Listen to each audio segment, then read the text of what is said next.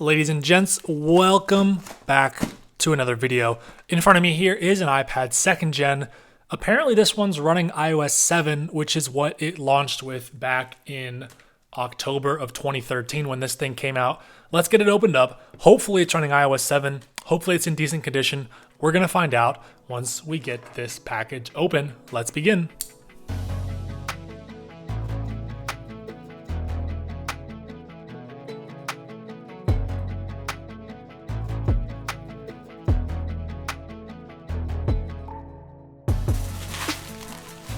All right, here is our iPad mini. It does actually have a little smart case.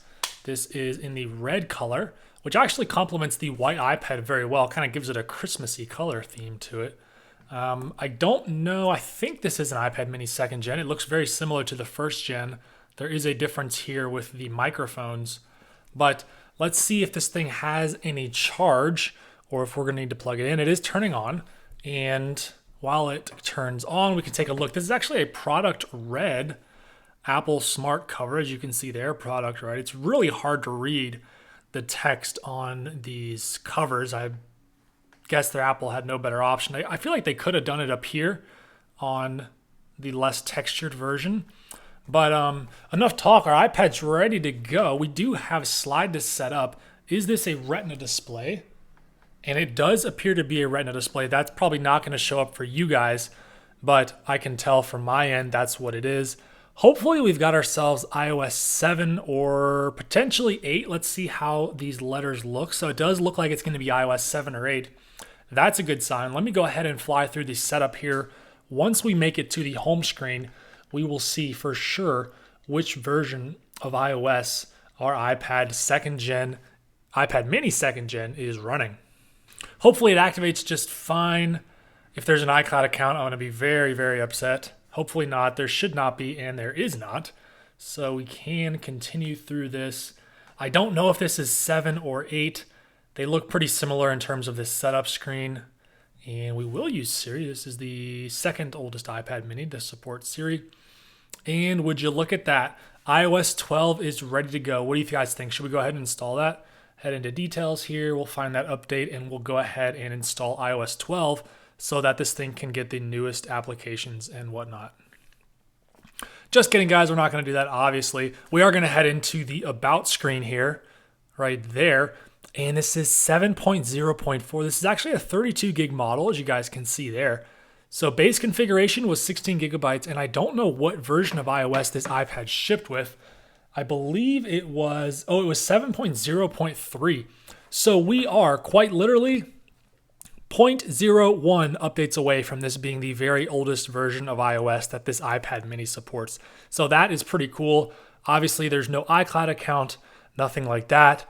We do have Control Center down here. The iPad mini 2nd gen is a very interesting device. I believe it's Apple's longest sold iPad of all time. So why do I say that? Well, because it was launched in October of 2013 and it was discontinued almost 5 years later in March of 2017. That puts it at just under 4 years of sell time, if that's even a word. But this thing came with iOS 7, as you guys can see here. Really, really cool to get iOS 7 on a Retina display. It is very, very difficult. You either have to have an iPhone.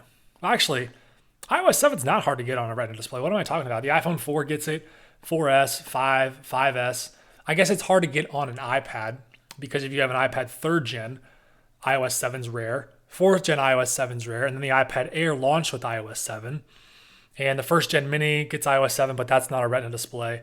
2nd gen mini does get iOS 7, which obviously that's what we have here. And we've got ourselves iOS 7. So when Apple introduced this in October of 2013, they raised the price. The iPad mini 1st gen was the cheapest iPad ever at $329. This one got quite a few internal upgrades, perhaps even the biggest upgrade between 2 generations of iOS products ever. The iPad mini 1st gen to the 2nd gen was a dramatic jump. But I was talking about price, and this thing launched at $399. So essentially $70 more expensive than the model it replaced, and it was still launched with just 16 gigabytes of internal storage. Now mine has 32, and you could go all the way up to 128 gigabytes for $699 US. So pretty pricey for an iPad mini. And we didn't actually even talk about the condition, so let's go ahead and do that. The back is in okay shape. There are a few scratches that actually really don't show up on camera, maybe one up there. But the Apple logo is kind of scratched and a little bit dirty as well. There's a scratch right there. You guys can see that. The lightning connector is in good condition, as are the dual speakers down there. The corners are good. The buttons over here are good. Camera's good. Power button's good. The top's good. This corner's good. Headphone jack's good. And this corner here is good as well. If you couldn't tell already, this is a Wi-Fi only model. If this did have 4G, probably 4G LTE, it would have a plastic bar up here, which it does not have. So this is a Wi-Fi only 32 gig model. Very thin device. It is not the thinnest iPad mini. That title, I believe, goes to the 4th gen. Maybe, I guess the 4th and 5th share the same design. The 6th gen, I feel like, is a little bit thicker, but don't quote me on that. I'm not 100% sure. So this was the first iPad mini to feature that Retina display. Of course, the 1st gen mini did not have a Retina display, share the same resolution as the iPad 2nd and 1st gen, but obviously a smaller display, so the pixels per inch was quite a bit higher on the iPad mini compared to the 2nd gen. And that translates over here. So we got the same resolution on this iPad as the iPad Air, the iPad Air 2, iPad Pro 9.7. I mean, every 9.7 inch iPad and then every Retina iPad mini essentially has the same resolution.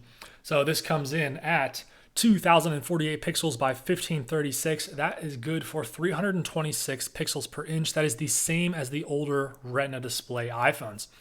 As you can see, I'm trying to load into the Apple website here, and it's not really working. I mean, it is able to load, but we're not really able to see much, and it all appears to kind of be out of place. So I don't think you can really use web browsing here on iOS 7, but in theory, it does sort of work. The App Store should work. We'll go ahead and launch that. And we actually have some free applications. I guess we can go ahead and download. Oh, we have to sign in for that. We're not going to download those, but we are going to check if the App Store is working. As far as I know, it is, and actually very smooth and responsive here.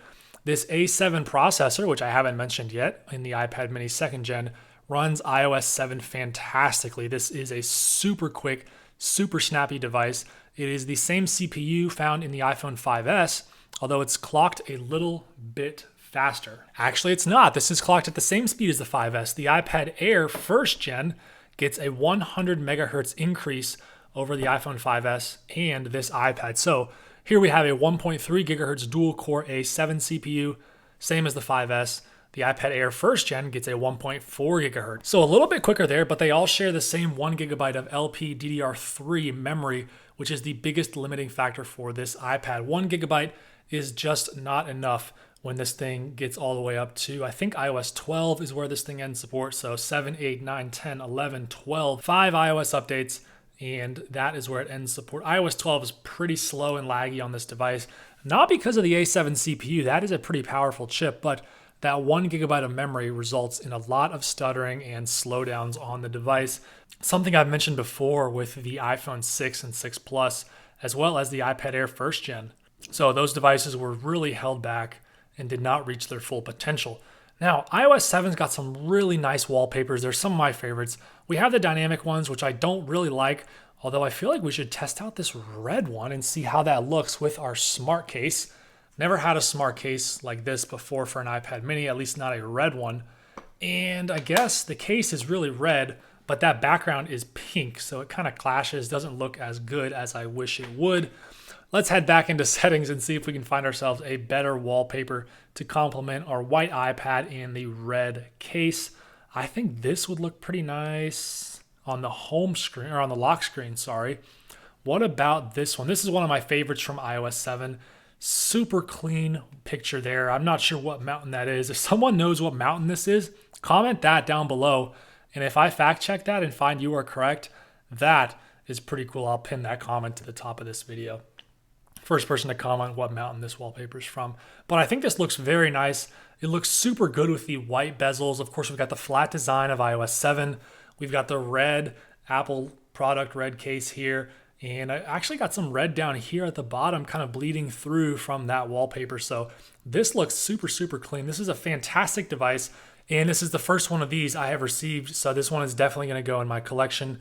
A super cool device. And I'm glad that it is a 32 gig model, because that is very, very sweet. So that's going to do it for this video. I hope you enjoyed taking a look here at an iPad mini 2nd gen. Not the most interesting device in the world, but finding one on iOS 7 is actually pretty difficult to do. There are not many of these that have never been updated. I'm not sure why that is, but just like all the other devices, they're becoming more and more difficult to find. So that's going to do it here. Thank you guys so much for watching. And as always, I look forward to seeing you in another one of my videos.